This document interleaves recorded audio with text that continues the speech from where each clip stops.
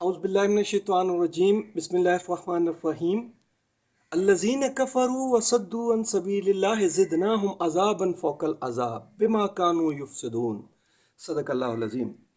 ये सूरह नहल की आयत है और इस आयत में अल्लाह रब्बुल इज़्ज़त ने उन लोगों के लिए जो रब के हुक्मों का इनकार करते हैं, रब की नाफरमानी करते हैं और इसके साथ लोगों को अल्लाह के रास्ते से रोकते हैं, उनके बारे में अजाब की एक खबर दी है और बताया है कि उनके ऊपर अजाब दर अजाब यानी दोहरा तिहरा उनको अजाब होगा, और इसलिए भी कि वो जो है ज़मीन में फसाद फैलाते हैं।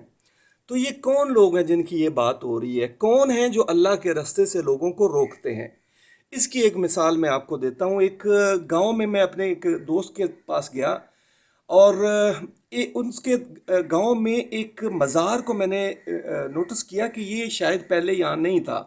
तो मैंने उससे पूछा कि ये जो मज़ार है ये शायद पिछली दफ़ा मैं आया था तो मैंने नहीं देखा था। उन्होंने कहा जी ये बिल्कुल आप सही कह रहे हैं, ये 4 साल पहले बना है और यहाँ पे एक वो बुज़ुर्ग थे, वो नमाज वगैरह तो नहीं पढ़ते थे लेकिन उनमें कोई बुराई नहीं थी और तावीज़ गंडा वगैरह करते थे। मैंने कहा जो मुसलमान है वो अगर नमाज नहीं पढ़ता तो इससे बड़ी उसमें बुराई और क्या हो सकती है कि वो मुसलमान भी है और नमाज भी नहीं पढ़ता और फिर वो लोगों को तावीज़ गंडा भी करके दे रहा है, और उसके ऊपर जो है उसके मरने के बाद उसके घर वालों ने उसका मज़ार बना दिया। तो मैंने पूछा आपने उनको किसी ने मना नहीं किया कि ये मज़ार आप क्यों बना रहे हैं? तो वो कहने लगे कि जी हमारा इससे क्या तल्लक है, हमने इनको क्यों मना करना है। मैंने कहा ये सारी कौम यही है कि हमारा इससे क्या तल्लक है। ये इंसान हम लोगों का ही नहीं बल्कि गवर्नमेंट तक का यही है, यही पॉइंट ऑफ व्यू है कि हमारा इससे क्या तल्लक है। आप ज़रा सोचिए कि हज़रत इब्राहीम अलैहिस्सलाम का क्या तल्लक था कि वो लोगों को अपने बाप को क्यों मना कर रहे थे कि ये शिरक ना करो और अल्लाह के सिवा दूसरों को ना पुकारो, दूसरों को सजदे ना करो, दूसरों से जो है वो मदद ना मांगो। और अच्छा अब ये कि ये लोग अल्लाह के रास्ते से रोकते कैसे हैं? लोग जो इनके पास तकलीफ के लिए परेशानी के लिए आते हैं, ये उनको बजाय ये कि रब का कहें कि रब से दुआ करो, ये कहते हैं कि ठीक है जी अल्लाह रब्बुल इज़्ज़त तो आपकी बात नहीं सुन रहे, रब तो आपका काम नहीं कर रहा तो हम आपका काम करते हैं, ये इस जगह पे तेल डाल दें तो आपकी मन्नत पूरी हो जाएगी, इस जगह पे कोई धागा या कोई गिरा लगा दें तब हो जाएगी। और फिर एक और चीज़ देखी कि एक लकड़ी का एक टुकड़ा सा देखा जिसमें एक शक्ल सी बनी हुई थी, उसके बारे में था कि जी इसको जिस्म पे मल लें तो आपको जो है वो आराम आ जाएगा, दर्दें तकलीफ़ें ख़त्म हो जाएंगी, शिफा मिल जाएगी। अब ये क्या है? ये क्या है? ये ड्रामे, ये ढकोसले इनके, ये क्या है?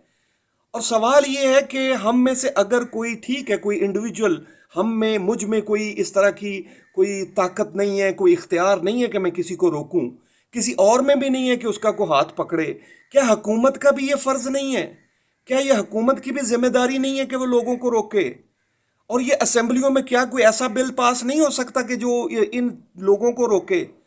ये ये जो इस तरह के जो मज़ार हैं, ये दुकानें हैं, ये कारोबार हैं, ये बिजनेसेस हैं। आप यानी अ, ये क्या है कि कोई इसको कोई नहीं रोक रहा, और क्यों? अच्छा ये हुकूमत की तो उल्टा सरपरस्ती की कर रही है ऐसे ऐसी जगहों की। वो एक जगह बहिश्ती दरवाज़ा है, अब किसको नहीं पता कि ये गलत है, ये फजूल है, ये ड्रामा है, ये धोखा है, किसको नहीं पता।